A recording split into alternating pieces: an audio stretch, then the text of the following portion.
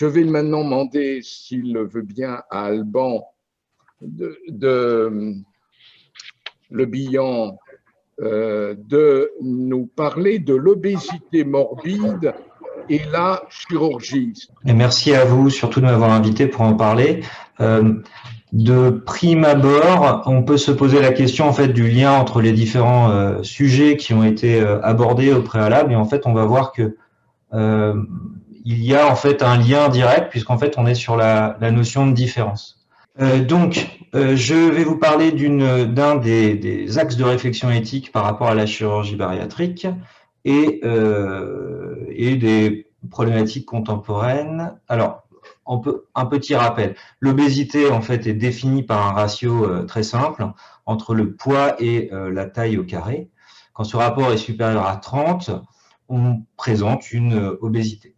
Cette obésité, après, elle va être évaluée de façon graduelle avec ce qu'on appelle l'obésité morbide, qui est définie par un ratio supérieur à 40, le BMI ou l'IMC, l'indice de masse corporelle, ou un ratio à 35 associé à une comorbidité liée à l'obésité et qui malheureusement sont nombreuses. Alors l'obésité, pourquoi on en parle? Parce qu'il y a une épidémie qui est principalement occidentale. Donc on a maintenant un peu plus d'un tiers de la population mondiale qui présente un surpoids, c'est-à-dire un indice de masse corporelle supérieur à 28. On a près de 15% de la population mondiale qui est obèse, donc un indice de masse corporelle supérieur à 30. Cette incidence en Occident, elle est évaluée entre 20 et 25%, avec des pics supérieurs à 30%, on pense au Royaume-Uni en particulier. C'est un problème tout à fait contemporain, avec une incidence mondiale multipliée par 3 lors des 40 dernières années, avec désormais les jeunes qui sont touchés, les enfants et les adolescents.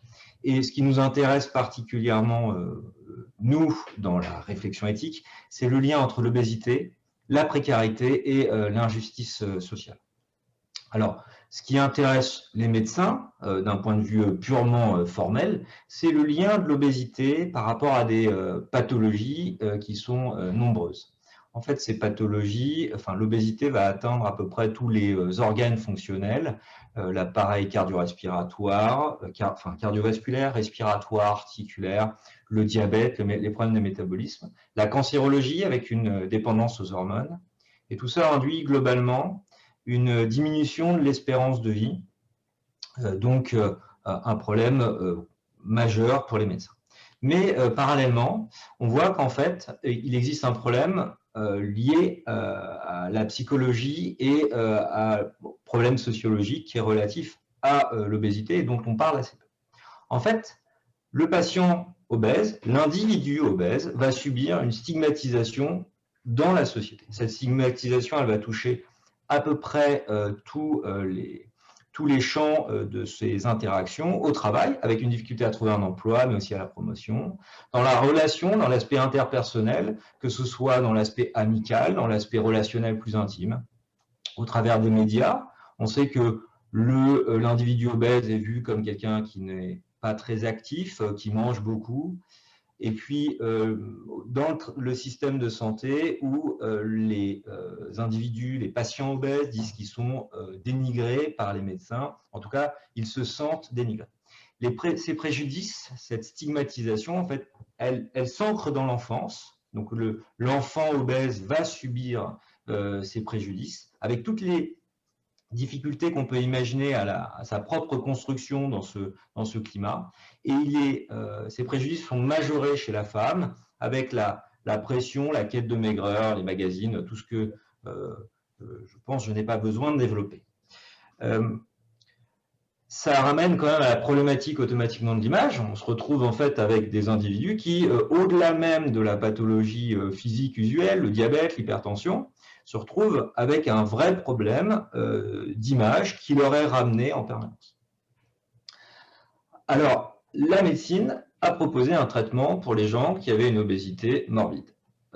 Donc, dès que vous avez une obésité morbide, BMI supérieur à 40, IMC supérieur à 35 ou comorbidité, vous pouvez rentrer dans un parcours de soins qui est tout à fait standardisé et qui, globalement, au bout de 6 mois, si vous présentez certains critères, que globalement vous pouvez être suivi à vie, qu'on n'a pas trouvé de cause organique autre à votre obésité, on peut vous proposer, sous réserve d'une entente préalable auprès de la CPM, c'est nouveau, on peut vous proposer un geste de chirurgie bariatrique. Tout ça avec une décision qui est donc multidisciplinaire.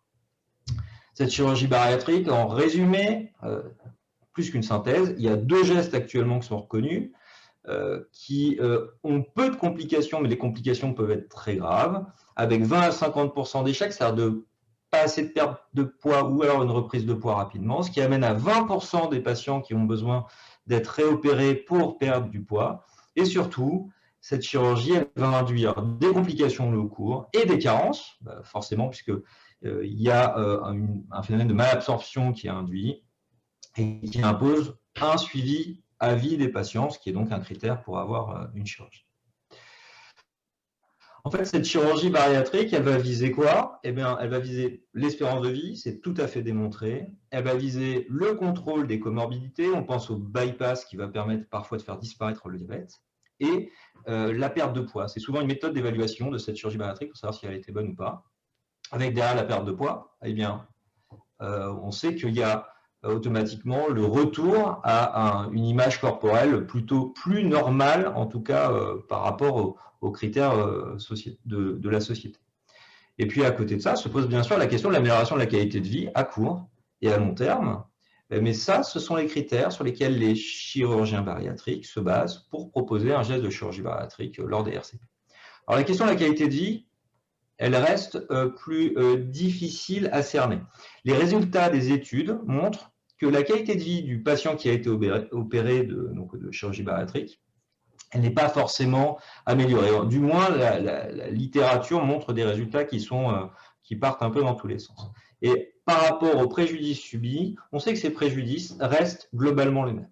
Or, quand on reprend le profil psychologique du candidat à la chirurgie bariatrique par rapport au patient obèse qui, lui, ne veut pas de chirurgie bariatrique, parce qu'il y en a, on s'aperçoit qu'il y a beaucoup plus de comorbidités psychologiques d'ordre névrotique, et je parle en tant que chirurgien, c'est-à-dire qu'on n'est pas dans des pathologies extrêmement sévères, mais on est malgré tout dans des comorbidités reconnues.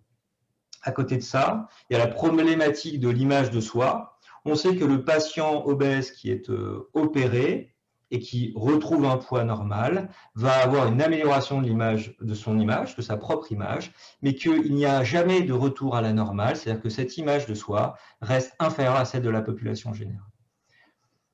Enfin, chez les patients qui sont opérés, on peut avoir, et ça a été mis en avant par des psychologues qui travaillent sur le sujet, on peut avoir des insatisfactions qui sont démasquées avec de nouvelles imperfections, et donc le fait d'avoir une chirurgie bariatrique mène derrière à des chirurgies plastiques, etc., etc. Donc une vraie problématique qui dépasse simplement celle du poids. Tout ça, il faut le replacer dans le contexte français actuel, avec la question de la suractivité en chirurgie bariatrique. Donc, on le sait, en France, on est dans un système de tarification à l'acte. Par rapport à nos pays voisins, et en ramenant ces activités à la proportion d'individus obèses, on s'aperçoit que par rapport à l'Allemagne et l'Angleterre, en France, il y a 3 fois plus d'actes de chirurgie bariatrique qui ont été réalisés. Probablement en réponse à ça, on a eu en 2019 la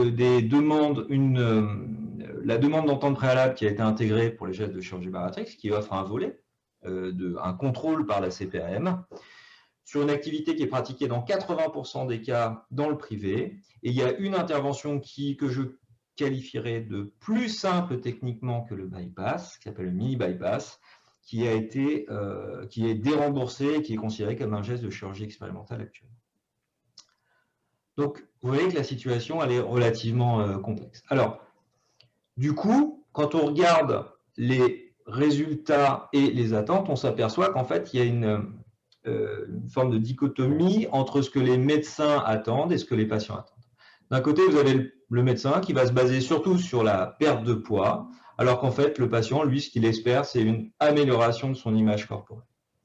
Vous avez le médecin qui va se baser sur l'espérance de vie, alors qu'en fait, le patient, lui, va plutôt chercher à avoir une diminution de sa stigmatisation et donc une amélioration de sa qualité de vie.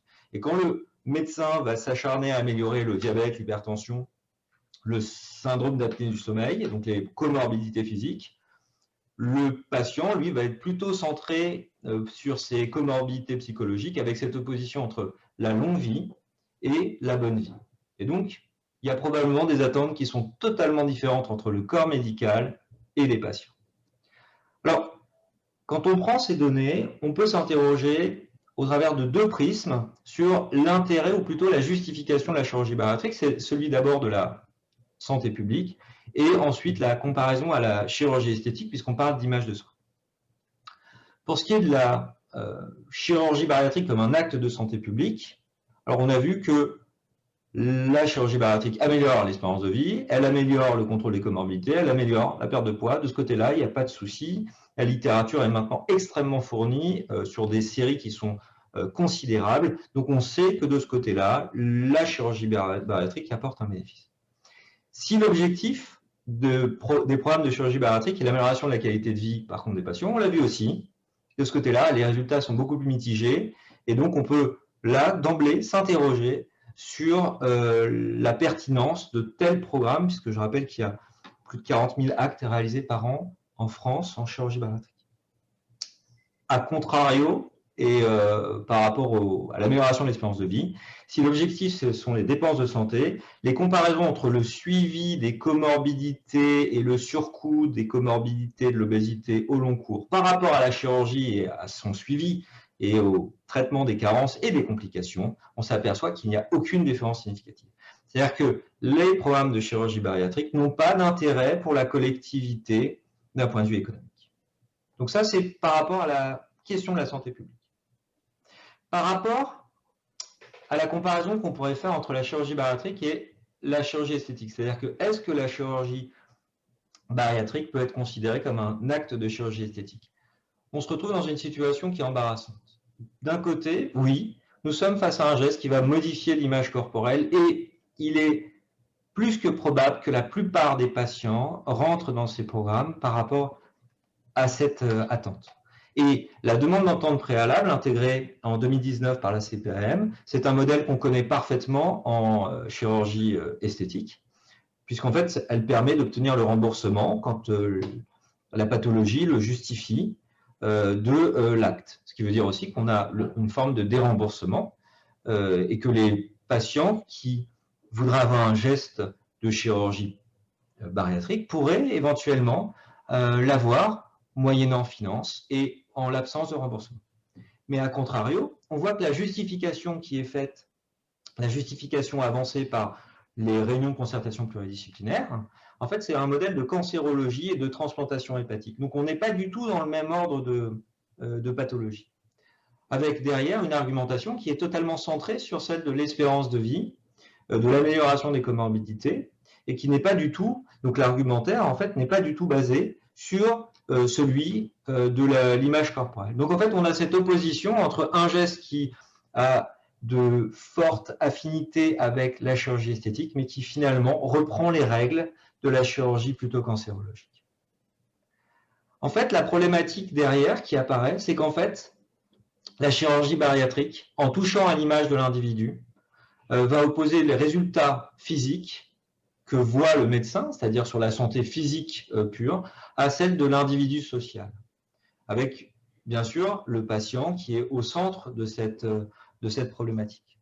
Or, le fait de les séparer n'est pas forcément en adéquation avec ce qui représente la définition reconnue de la bonne santé, puisque le fait d'être en bonne santé sociale est considéré comme un critère majeur actuellement. Et c'est dans ce sens qu'il faudrait probablement changer tout à fait, totalement de paradigme par rapport à la chirurgie bariatrique. D'une part, il serait important que les patients sachent d'emblée que les bénéfices à attendre de la chirurgie bariatrique ne sont probablement pas en adéquation avec leur attente. Il faudrait leur dire probablement de façon assez crue que après l'opération, ils risquent d'être insatisfaits par rapport au résultat de l'opération, qu'il n'y aura probablement pas d'amélioration psychologique, que leur estime d'eux-mêmes ne reviendra jamais à la normale et qu'il y aura probablement toujours un déficit de ce côté-là. et que si leur situation était précaire avant et sous réserve qu'ils puissent trouver un métier supérieur, tout est possible, hein, mais ils resteront précaires. Et surtout, tout ce qu'on vient de dire amène à la question de l'indication sociale, qui actuellement n'existe pas du tout. C'est-à-dire qu'en fait, si le fait d'être un individu socialement accepté et qu'on considère que l'obésité ne permet pas d'être intégré socialement, il est actuellement, potentiellement, on devrait pouvoir indiquer, porter l'indication à une chirurgie bariatrique chez des gens qui sont en difficulté d'un point de vue social. Alors je me permets parce que c'est l'actualité, donc le 1er décembre 2020, nous avons un monsieur qui pèse 300 kilos, qui vivait dans un appartement à Perpignan avec son frère, tous les deux bénéficiant de différentes aides parce qu'ils étaient handicapés. Il a fini par chuter sur le sol et il était incapable de se lever. Et ce monsieur, vous voyez que les moyens qui ont été mis en avant pour lui permettre de sortir de l'immeuble, puisque là on ne voit pas, mais en fait il y a un mur qui a dû être pété, de façon à pouvoir le sortir, plus tous les moyens que vous imaginez, de façon à l'emmener pour bénéficier des soins. Ce patient, probablement qu'en fait, il n'aurait pas pu bénéficier, en passant par la RCP classique de chirurgie bariatrique, il n'aurait pas pu bénéficier en fait d'une chirurgie relativement rapidement, peut-être même qu'il ne rentrait pas dans les critères. Imaginons, ce patient, il est possible qu'il ne puisse pas bénéficier d'un suivi. Et à ce moment-là, c'est une contre-indication qui est quasi formelle à la chirurgie bariatrique. Et bien pourtant, je pense que le bon sens dit que ce patient aurait dû bénéficier d'une chirurgie bariatrique. Je ne rentre pas dans le détail, mais on a eu récemment une patiente qui est morte de son obésité à l'hôpital Vicenne où je travaille, puisqu'elle est au décours d'un Covid qui était non grave. Il s'est avéré qu'elle ne pouvait plus respirer à cause de la masse de sa poitrine et on a dû être incapable de se mouvoir. Donc en fait, ce sont des cas avec bien sûr la crise Covid qui a permis d'acutiser la situation chez des gens qui étaient probablement déjà isolés à domicile. Mais on va voir probablement de plus en plus des patients qui sont en grande souffrance par rapport à par rapport à leur obésité et principalement d'un point de vue social. Donc en conclusion, je voulais dire que la chirurgie bariatrique, en fait, elle se retrouve au cœur de multiples enjeux économiques pour les médecins et les établissements. Hein. Il y a des gens qui ne vivent que de ça, de santé individuelle pour le patient, santé publique, on l'a vu, si la question est celle de l'espérance de vie, l'image de soi et l'intégration sociale pour les patients. En fait, ce qui s'oppose, c'est la normalisation de l'image de soi, un geste chirurgical qui permet cette normalisation, par rapport à la normalisation de l'état de santé physique que ciblent les médecins, avec probablement comme axe de réflexion celle de l'intégration des bénéfices psychologiques et sociaux des patients, puisqu'en fait, ils sont principalement en quête d'une normalité à acquérir ou perdue. Je vous remercie.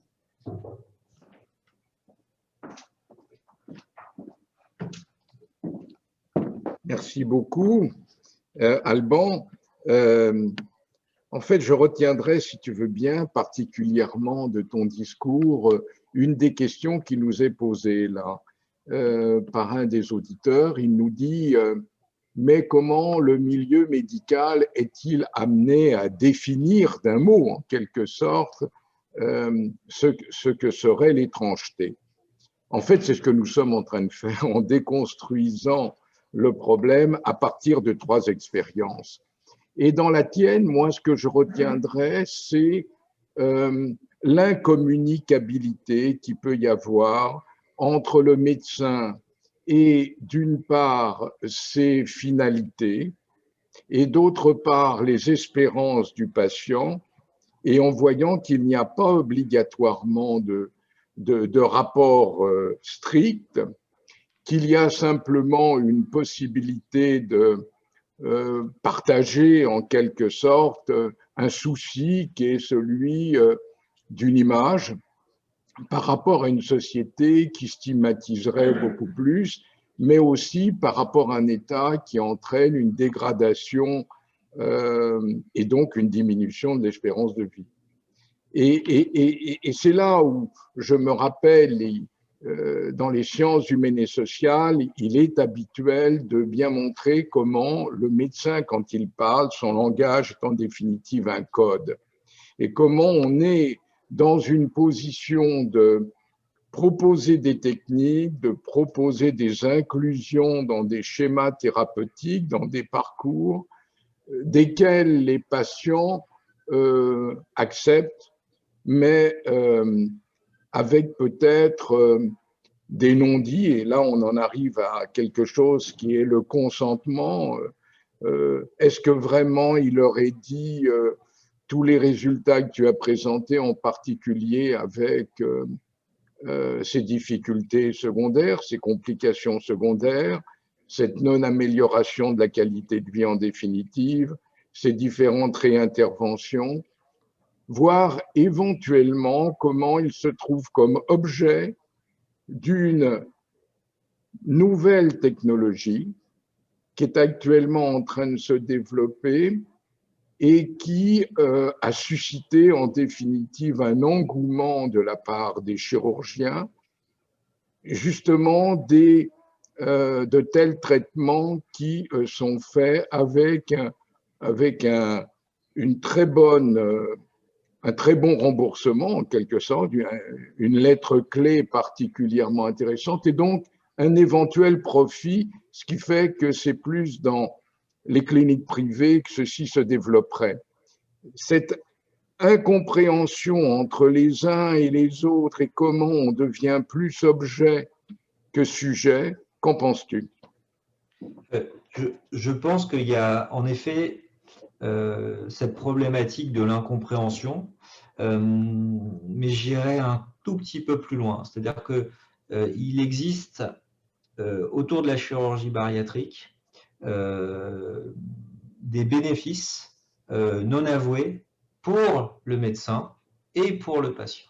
C'est-à-dire que la plupart des patients qui rentrent dans le programme de chirurgie bariatrique ne le font pas pour perdre du poids ou pour contrôler leur comorbidité, mais comme on l'a vu, probablement pour améliorer leur image.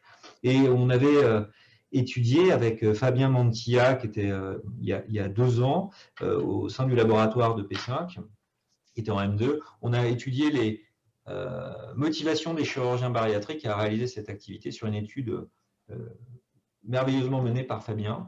On a démontré que tous les champs économiques, de l'aspect qualitatif, quantitatif, l'aspect académique étaient investis par la chirurgie bariatrique et que du coup les chirurgiens y trouvaient un plaisir important. Moi je ne suis pas chirurgien bariatrique, mon cœur d'activité se situe ailleurs, mais je peux comprendre cette situation pour les chirurgiens. Donc du coup on se retrouve avec les médecins, enfin les chirurgiens d'à côté, qui sont les leaders par rapport à la chirurgie bariatrique sur les RCP, et les patients qui se retrouvent ensemble avec un commun accord pour réaliser l'acte finalement, même si les bénéfices annoncés à chacun ne sont pas forcément ceux attendus. Donc il y a un accord de principe malgré tout, au-delà même de l'incompréhension.